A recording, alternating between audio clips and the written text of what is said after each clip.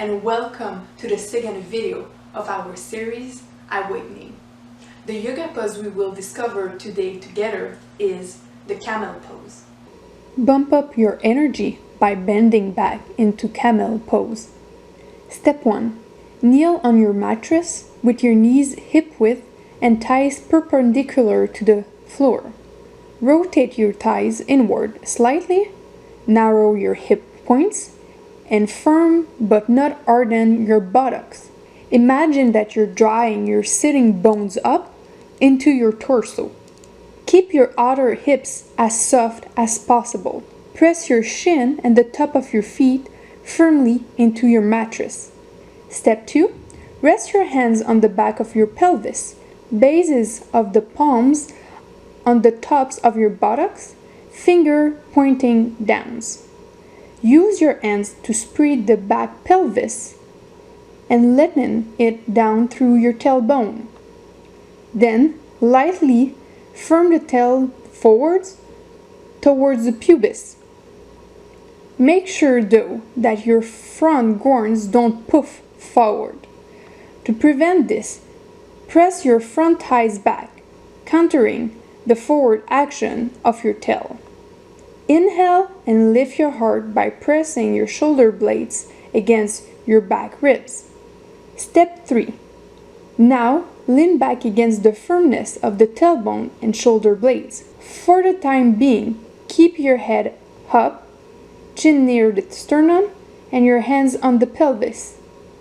Beginners probably won't be able to drop straight back into the pose, touching the hands of the feet simultaneously while keeping the thighs perpendicular to the mattress.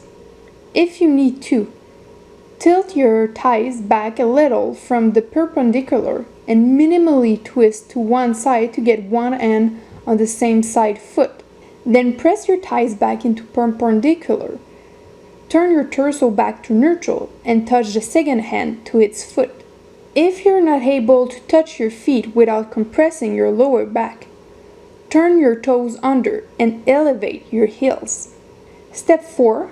See that your lower front ribs aren't protruding sharply towards the ceiling, which hardens the belly and compresses the lower back.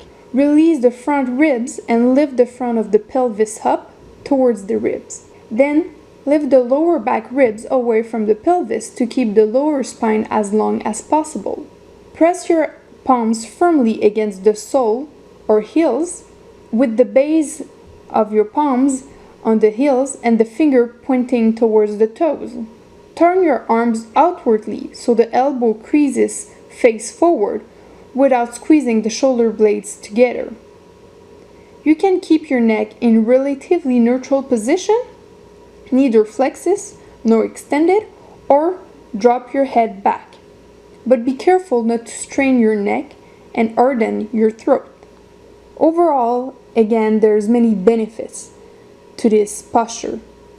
It stretches the entire front of the body, the ankles, thighs, and groins, but also the abdomen and chest, and finally the throat.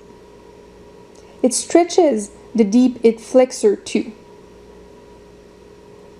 It gives power again to the back muscle, and therefore it improves the posture, and it stimulates the organs of the abdomen and the neck, which, if you have listened and watched to our previous video about the bow pose, are basically the same benefits. Also, I'd like to mention that as I shared with you in previous series, I myself have a lot of issues, especially with my shoulders,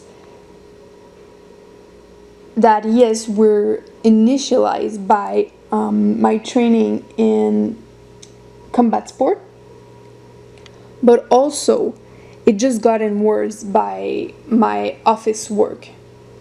So these are, I don't want to say painful, because obviously this is never the goal, especially not for such yin practice, but find some sort of comfort in the discomfort, realize what is actually out of important injuries and what is just something that you need to respectfully work on. But I can guarantee with you that these so far have been actually helping me a lot already this week, and I do hope that you feel the same way. As usual, be safe, connected, and active until we meet again.